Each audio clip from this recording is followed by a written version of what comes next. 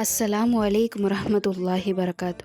சில நேரத்தில் நம்மளுக்கே தோணும்ல, நம்ம தனியாக இருக்கப்போ நம்மளை சுற்றி யாருமே இல்லையோ, எல்லாரும் ஏன் நம்மளை விட்டு போகிறாங்க, எல்லாரும் ஏன் நம்மளை கஷ்டப்படுத்துகிறாங்க, அல்லாஹ்க்கு நம்மளை பிடிக்கலையோ அப்படின்னு. கிடையாது. அல்லாஹ்க்கு நம்மளை ரொம்ப பிடிச்சனால தான் அல்லாஹ் நம்மளுக்கு சோதனை கொடுக்குறான். அல்லாஹ்க்கு பிடிச்ச நபிமார்களை தான் அல்லாஹ் சோதித்தான். நபிமார்களை சோதித்தா அதே மாதிரி நம்மளையும் சோதிப்பான். அல்லாஹ் குர்ஆனில் சொல்கிறான், பொறுமையும் தொழுகையை கொண்டு உதவி தேடுங்கன்று.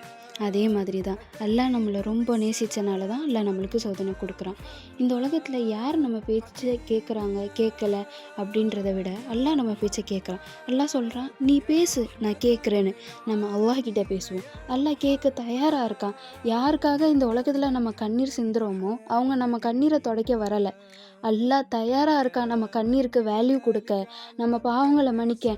நம்ம விடுற ஒவ்வொரு சொட்டு கண்ணீருக்கும் அல்லாஹ் நம்ம பாவங்களை மன்னிக்கிறேன்னு சொல்கிறான்.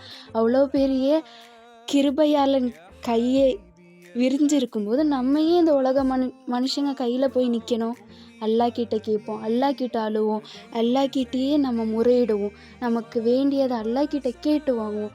அல்லாஹ் கிட்ட புலம்புங்க, அல்லாஹ் கிட்ட பேசுங்க. இந்த நேரத்தை அல்லாஹ்க்கும் உங்களுக்கும் இருக்கிற பாண்டை நல்லா ஸ்ட்ராங் ஆக்கிக்கோங்க. இந்த உலகத்தில் இருக்கிற உறவுகள்லாம் எவ்வளோ தூரம்னு நினைக்கிறீங்க? கபர் குழிக்கு போகிற வரைக்கும். அதுக்கப்புறம் எல்லாரும் சலாம் சொல்லிட்டு போயிட்டே இருப்பாங்க. ஆனால் நமக்கும் அல்லாஹ்க்கும் இருக்கிற பாண்ட் மறுமை நாள் வரைக்கும். இன்மையிலையும் மறுமையிலையும் அதை ஸ்ட்ராங் ஆக்கிக்கணும்.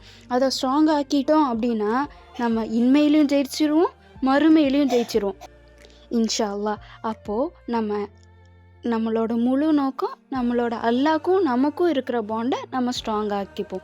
அஸ்ஸலாமு அலைக்கும் வரஹ்மத்துல்லாஹி வரகாத்துஹு.